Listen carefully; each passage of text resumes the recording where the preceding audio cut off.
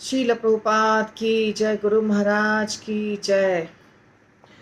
अभी जो श्लोक हम उच्चारण करेंगे वो है श्रीमद् भगवद गीता दूसरा अध्याय 61वां नंबर श्लोक 2.61। तानि सर्वाणि संयम्य युक्त आसीत मत्परः वशे हि यस्य इंद्रियाणि तस्य प्रज्ञा प्रतिष्ठिता।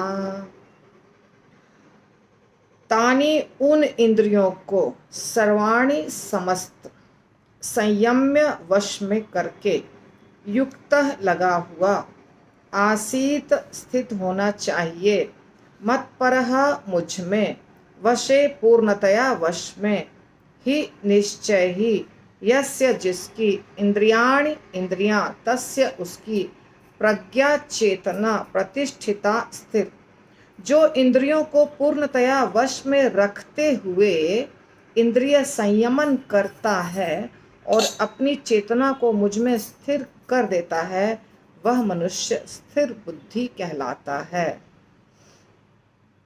एक्सप्लेनेशन सुबह के क्लास में होता है, अभी सिर्फ श्लोका के ऊपर फोकस रहेगा।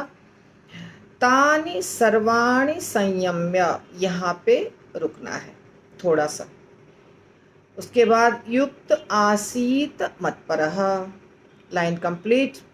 दूसरे लाइन में वशे ही यस्य इंद्रियाणि, ये यस्येन्द्रियाणि लिखा है, इसका विच्छेद करेंगे, यस्य इंद्रियाणि बोलेंगे, ठीक है। यस्येन्द्रियाणि हो गया है क्योंकि यस्य और इंद्रियाणि दोनों का संधि है। यस्य का य और इंद्रियाणि का ई मिल करके हो गया यस्येन्द्रियाणि। यस्येन्द्रियाणि थोड़ा डिफिकल्ट होता है, इसीलिए यस्य इंद्रियाणि ऐसे हम बोलेंगे।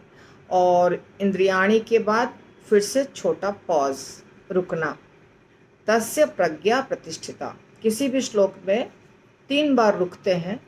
भगवद गीता का जो 2 लाइन का श्लोक होता है उसमें 3 बार रुकते हैं।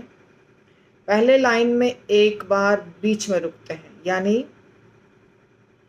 स्टार्टिंग में 1 लाइन का आधा लेते हैं, वहाँ रुकते हैं, छोटा सा पॉज।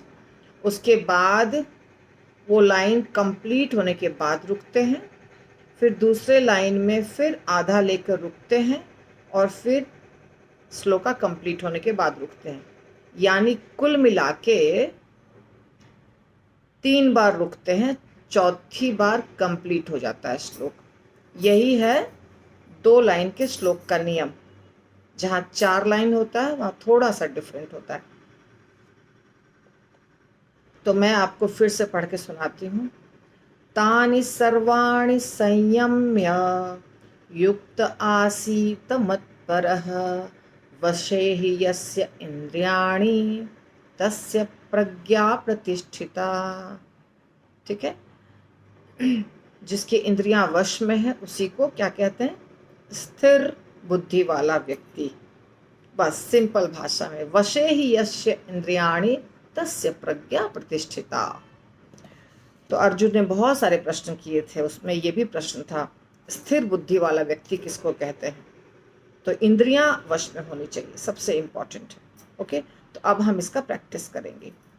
हरे कृष्णा।